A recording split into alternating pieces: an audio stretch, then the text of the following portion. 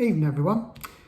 I've been asked a few times on the channel to do an update on the Kawasaki H2 SX now that I've had it a fair few months and done some miles.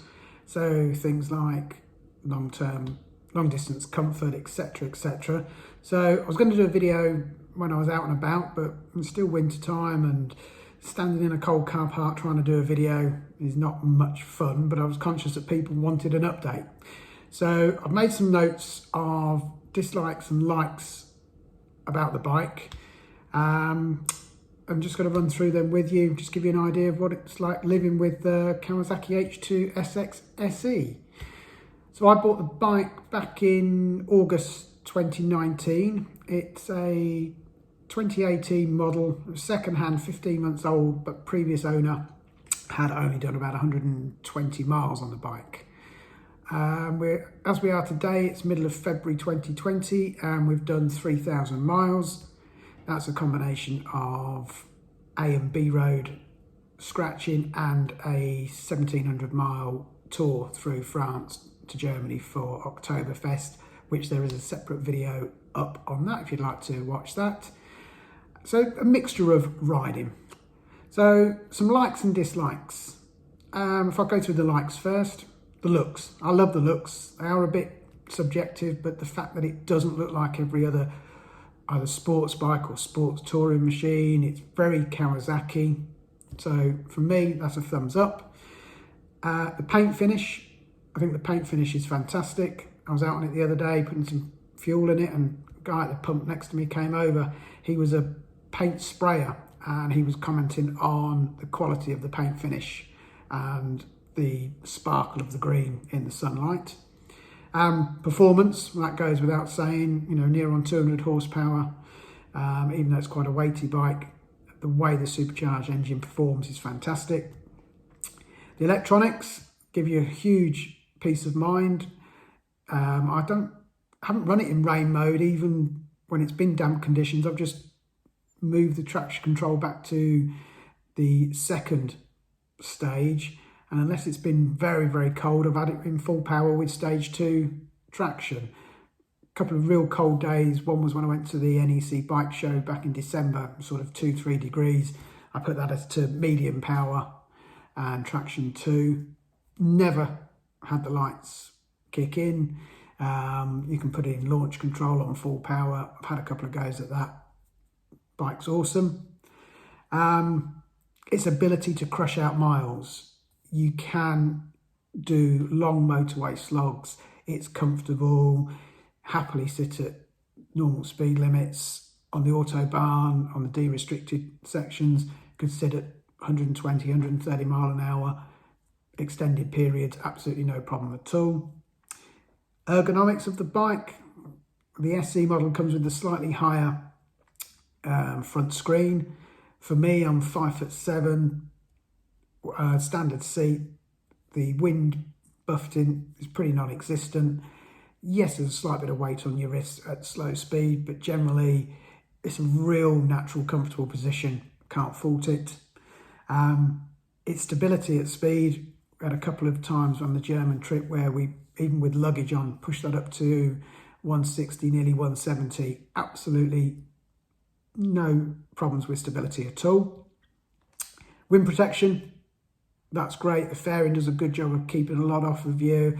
I've got the standard tail on it. I haven't got a tail tidy. That keeps a lot of the crud and crap that's flicked up from the back tyre. I have seen other people on forums that have replaced the rear end with a tail tidy and they do get covered in muck. If you've got a top box, that would probably stop it. Fuel range, that's not too bad at cruising speeds. Getting about 150, 160, 170 before the light comes on. Depends on who you ride with. The group that I ride with, we fill it with fuel based on the bike that needs filling the quickest. That currently is an MT-09. By about 120 miles, that needs filling. So having a bike like my previous GS Adventure that can chuck out 300 miles before filling up is not really an issue, because we're having to stop every couple of hours for the MT-09, so it's a good chance to have a breather and fill up anyway. And the grin factor. that's something you can't sort of put your finger on it. You either have it or you don't with a bike. And for me, every time you crack open that throttle, whatever speed you take it up to, it just produces that absolute smile on your face and you're laughing inside your helmet. Absolutely brilliant. So that'll move me on to some of the dislikes and things that are perhaps not so great with it compared to other bikes that I've had. And I've had sports bikes, naked bikes, and a couple of GSs in the past. The heated grip control, very warm grips, we've got 3 stages, but the button is really fiddly, and you have to, when you turn it on, it will then flash so many times to tell you what setting it's on. There's nothing on the dashboard that tells you the setting. You have to press the button again if you forgot what setting it was, and then it'll scroll, it'll change from 3 to 2 to 1. So that's not great. I do get a little bit of a numb backside after being in the saddle for a couple of hours. However, I will caveat that with the fact that I seem to have that on all bikes that I ride. So I've perhaps got a bit of a bony arse, to say the least. So that's perhaps me rather than the bike.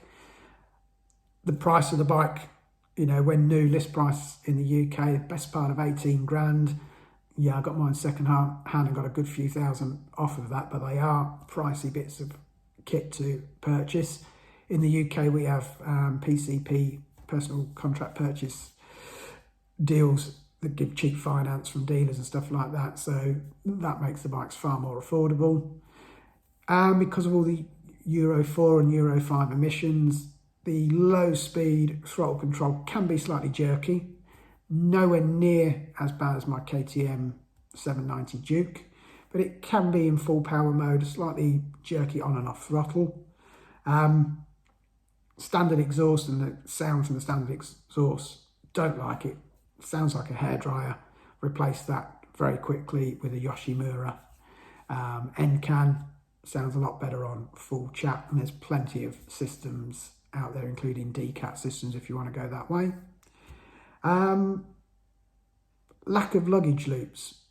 I don't have the standard Kawasaki panniers. I wasn't prepared to pay £800 for them, so I will use a soft bag on the back seat, and I've got some throw-over panniers.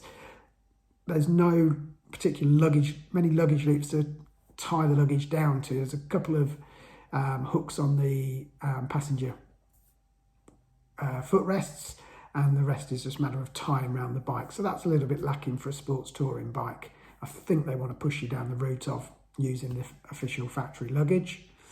Lack of Bluetooth connectivity. Haven't had a GS Adventure with the TFT screen.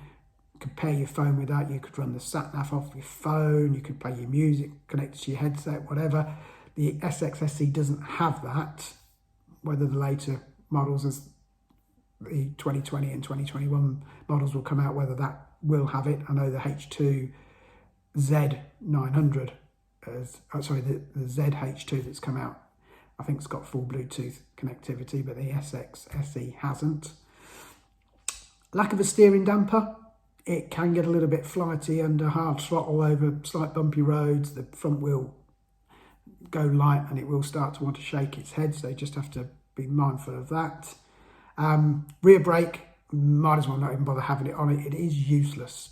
The rear brake on my GS and GS Adventure was brilliant. The rear brake on my KTM 790 Duke is brilliant. On hairpin roads, up in the mountains, having the rear brake's great because you can trail the rear brake in to corners, etc.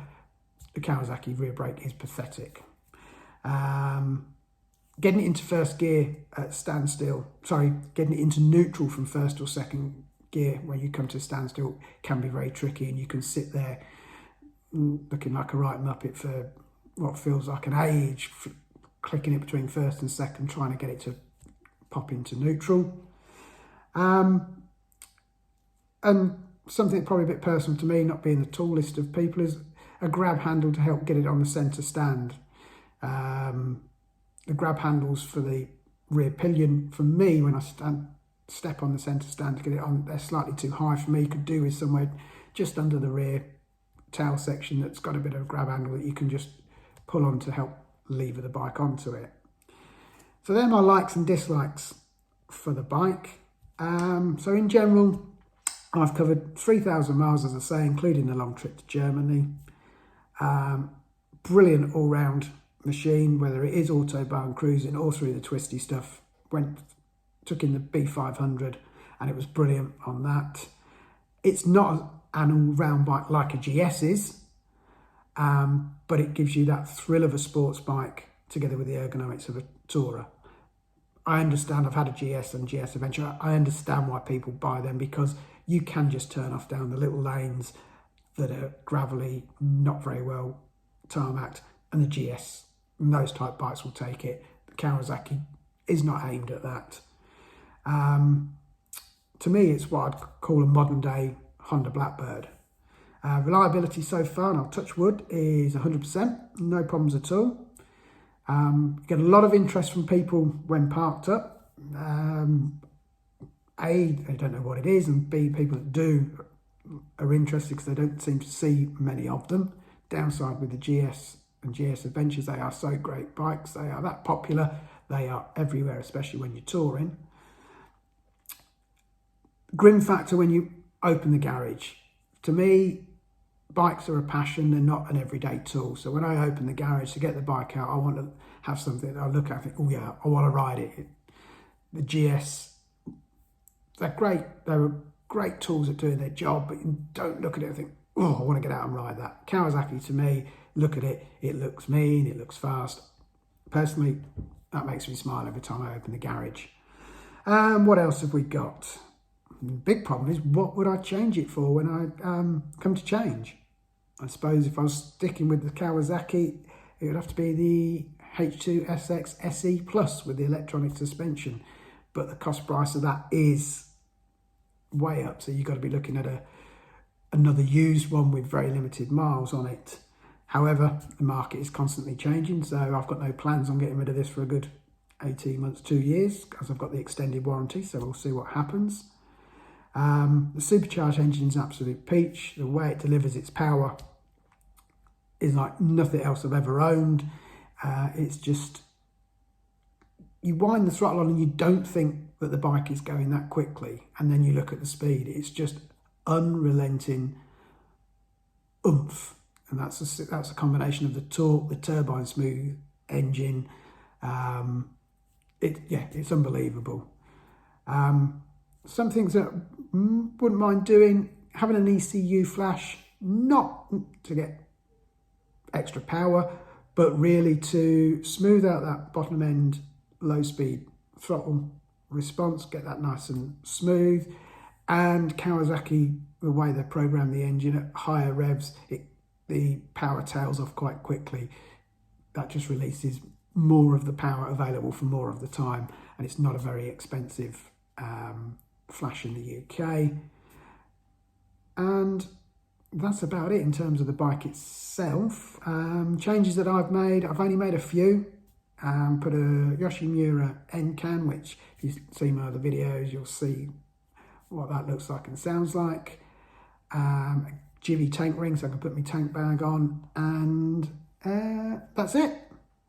So, would I recommend one? Yes, I certainly would. I do like Kawasaki's, I had a number of them in the past. For me, it is a little bit unique.